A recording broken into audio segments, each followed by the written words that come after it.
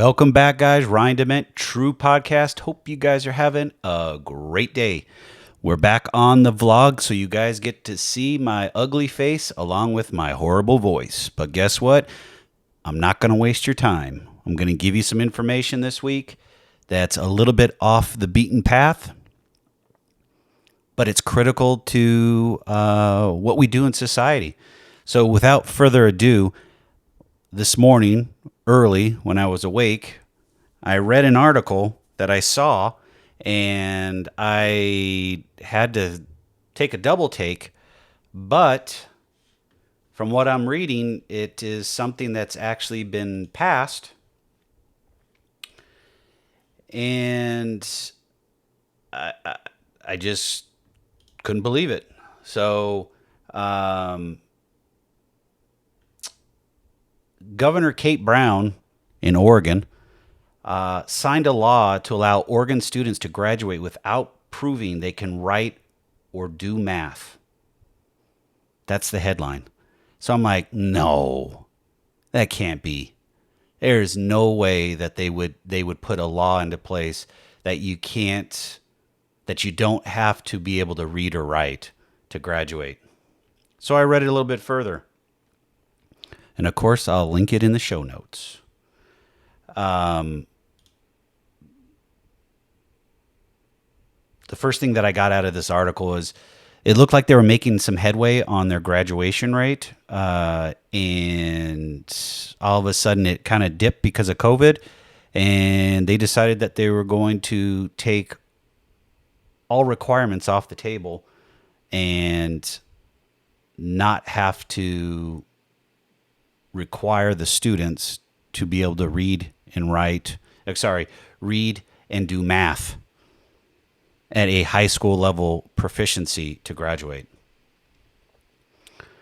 So it looks like there was another law in place that was put in place in 2009 that basically told and stated that all graduating students of high school had to be proficient in math and reading. Well, that got changed pretty quickly, and this is not a political piece. It's a piece about, holy crap, these are our future leaders, and they're not going to be able to comprehend and do math. How are they supposed to be able to survive in life? How are they supposed to get a job? How are they supposed to teach their kids how to comprehend and do math? This is crazy. So then the article goes on to say they're going to re-review this in 2022, but until then, classes, where is it at here? But the graduating classes starting this year will actually be under this realm, to where they will not have to pass a basic math and comprehension test to graduate. So that means that the next 5 classes that are going to graduate will be graduating without the needing to demonstrate proficiency in math and writing. I don't know about you guys, but that's just perpetuating a cycle that we don't need to be in, especially for our future leaders and our future Americans. So then I was curious, how many students graduate in the state of Oregon every year? So I went to their Department of Education website, and this is just numbers I pulled from their site, and I've got the link for proof. I don't know what the graduation rate is because I didn't do that homework on this article. The 2019-2020 academic year, 34,580 students graduated. And then for 2020 to 2021 academic year, it's 35,170. So 35,170 students starting 2021 have already graduated and didn't have to be proficient in math and writing. Wow. Mind-blowing. So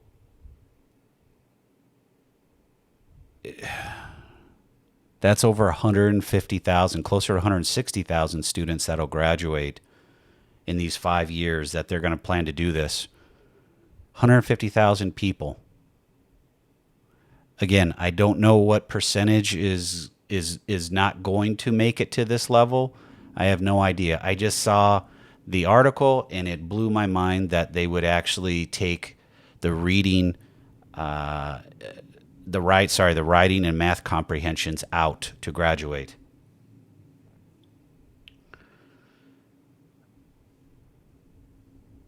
But then in this other piece, it says at the bottom of it, much of the criticism of the graduation requirements was targeted at standardization tests.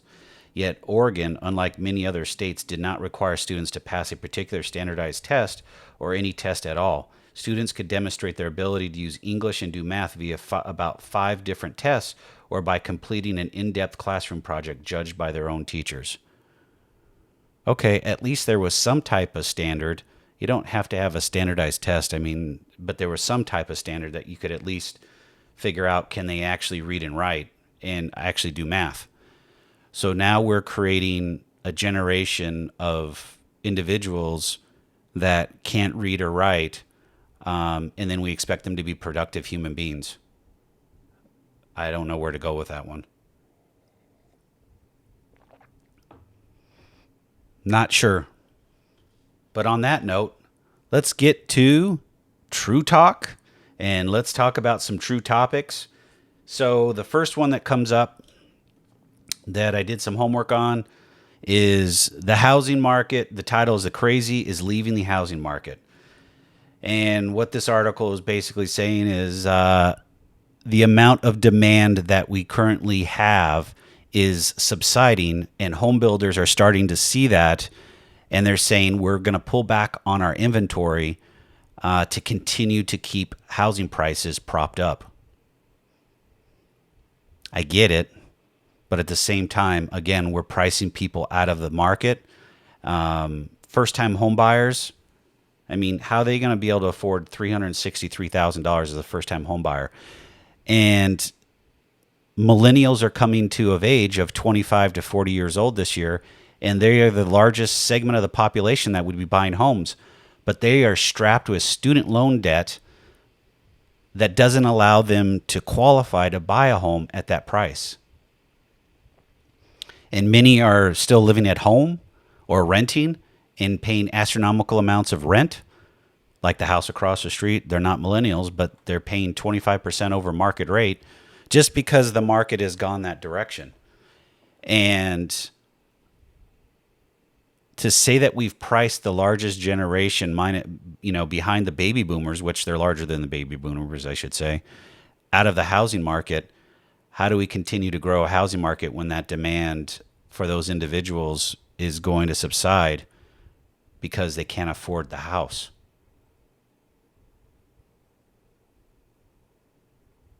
You just can't continue at this pace. This article on Yahoo Finance also says that seasonality appears to be coming back into the market. Historically, housing begins to slow down at the late summer as the start of school nears, and then the returns in full force again in spring. It could be a bunch of things, but it ends up being supply and demand, back to what I've exactly said from day one. And if there's not enough demand, the supply will continue to grow until you find an equilibrium for the price. And currently the prices are too high, and how are people going to afford it?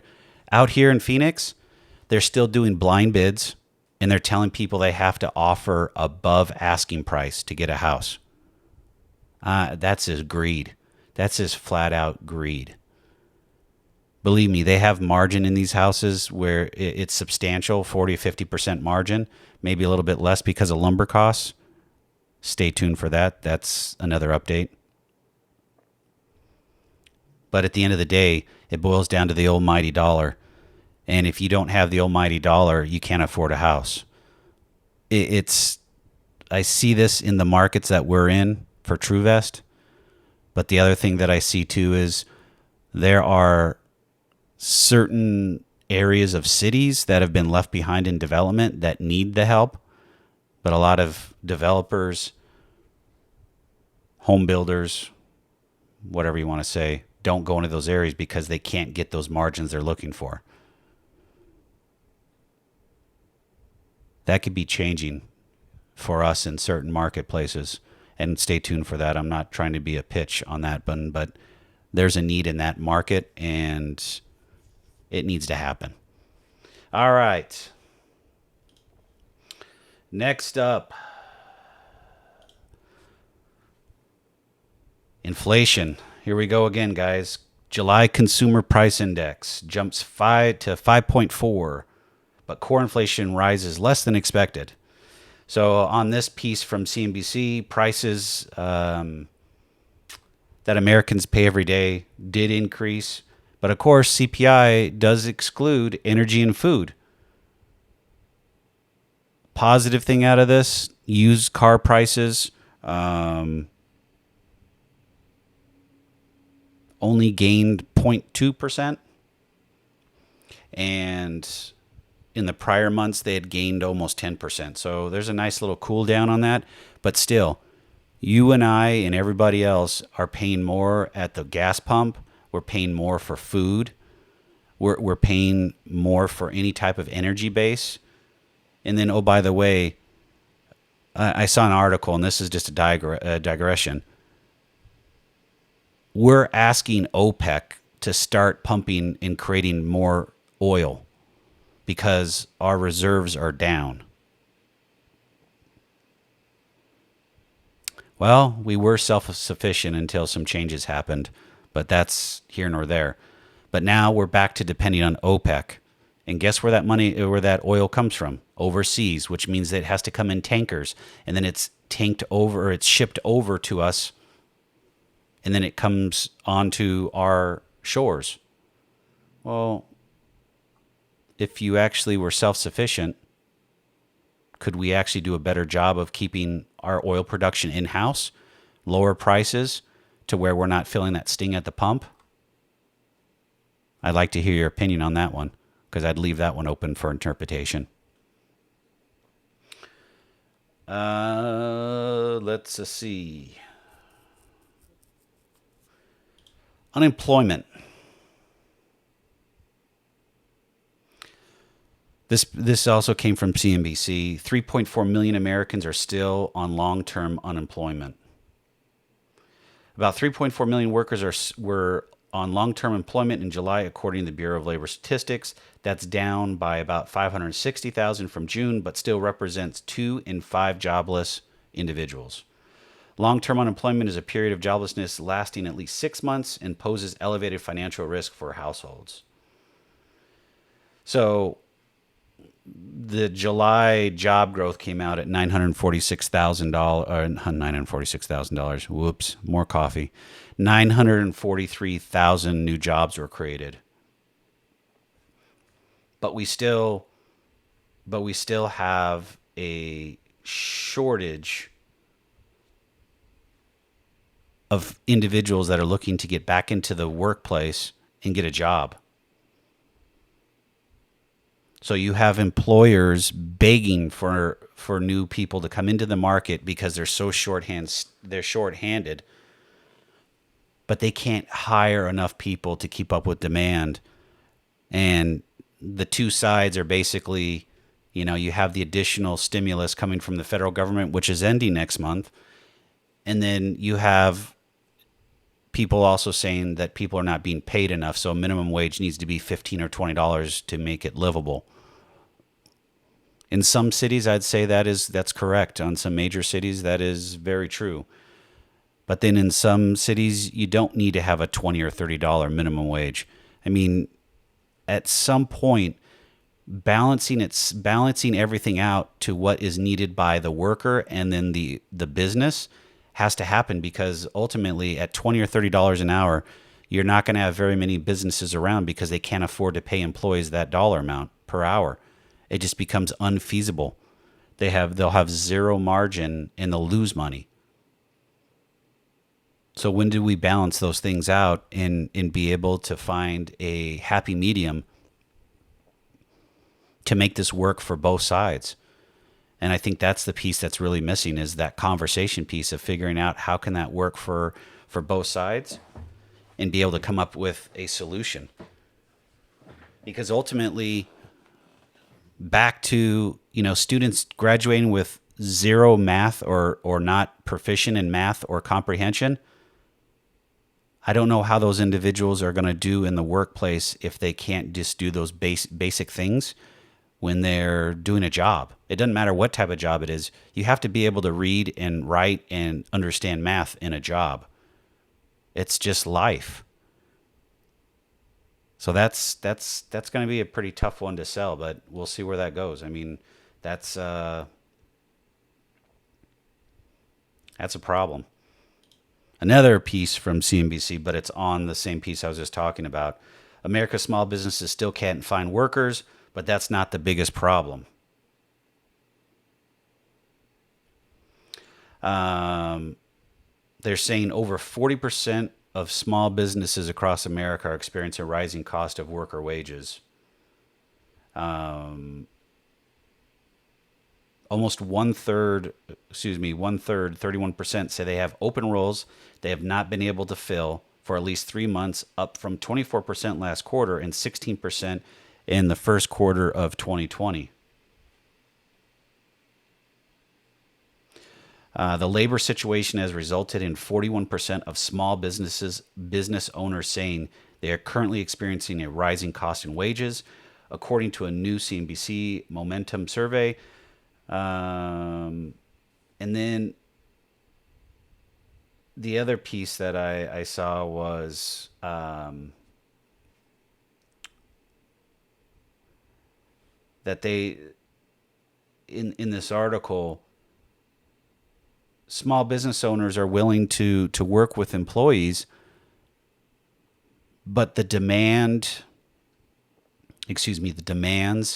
from the employees are on the extreme side, to where the small business owner can't actually handle them. People are wanting, free tuition to school. They're wanting sign-on bonuses. They're wanting free health care. I think on those topics, you could find a middle ground, but at the same time, it can't be all one-sided to where the employer takes on all the risk and the employee takes on none. I think we've got to, we're there on a tipping point when it comes to communication and livelihood requirements. There's demands, there's needs, and there's wants. They're all different, but what you need to keep your four walls secure is different than what you want. And the demand is just that. What does the market demand, and what can you actually supply it with? And if it's $20 or $30 an hour to get people off of unemployment, I don't know how many small businesses be able to handle that. I couldn't absorb that. In the construction side, yes. On the development side and the builder side, having somebody come in and pay him $20, $30 an hour, I don't know how I could do it. It just wouldn't work financially. Love to pay somebody that, but it's not in the cards right now. All right, guys, last but not least,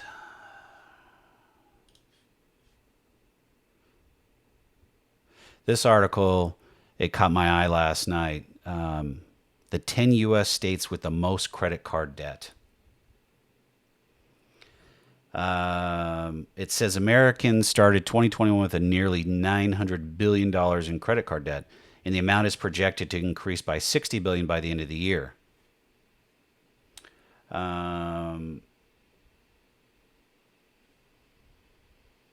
They're saying some states like Montana, Colorado, and New Hampshire seem to be more prone to debt than others. Factors like unemployment, healthcare emergencies have also affected debt levels over the past couple of years. The top 10 states where individuals owe the most credit card balances. Number 10, New Hampshire. Median credit card debt is $2,111. Nebraska, $2,022. Oregon, $2,058. Washington, $2,236. Kansas, $2,186. North Dakota, $2,000. And I should preface this. They're saying they're using time until paid off as a criteria also. So you saw some of these balances going up and down. It's the amount of days that it's paying off. So like North Dakota, I should say Kansas at number 6, time to pay off is 13 months, 10 days. In North Dakota, it's 13 months and 13 days. Vermont, 1,850. Colorado, 2,576. Montana, 2,249. And Alaska is 2,839 with an average time to pay off 15 months and 8 days. And then they talk about the avalanche effect and method, and then snowball effect. Those two, I mean, it's pretty much a personal preference. And they say the same thing. With the avalanche method, you pay as much as you can on the debt with the highest interest rate while making minimum payments on your other credit cards. This method will help you pay less interest over time and could shorten the amount of time it takes to get out of debt. However, this method requires a lot of discipline and commitment in order to streamline all your extra cash into one area of debt. With the snowball method, you pay off the smallest debt amount first, regardless of interest rate, then move on to the second smallest, and so on. While this method can prove to be more expensive, it's what you want to use when you need to motivate yourself with quicker results. Snowball effect is what got me out of debt also, guys. I'm not prone. I like it. It works better for me. They also said, although the snowball method may be easier to implement, it may also take longer to become debt free. It is, but if you stay disciplined, the difference between the avalanche and the snowball also is within the avalanche, there's not a lot of focus on the four walls and making sure you have that emergency fund there so you're not outspending. And snowball is going to look at the whole holistic picture budget-wise and making sure before you even start paying any debt off that you actually have at least $1,000 emergency fund. So if that life moment happens, you have money set aside already. And I know it's tough when you're living paycheck to paycheck or you're on a lower income. It is tough, but it still can be done. It's just a matter of discipline and how bad do you want it. And we can go, that's a whole nother topic we can go into. Guys, those were the 4 topics this week that I wanted to talk about. I will link them in the show notes. I hope you guys have a great day. Stay safe, stay healthy. Don't be afraid to communicate with others that have differing opinions. And just remember, we're all humans. And we do care about one another and be respectful of one another. Have a great day. I'll see you guys on the other side.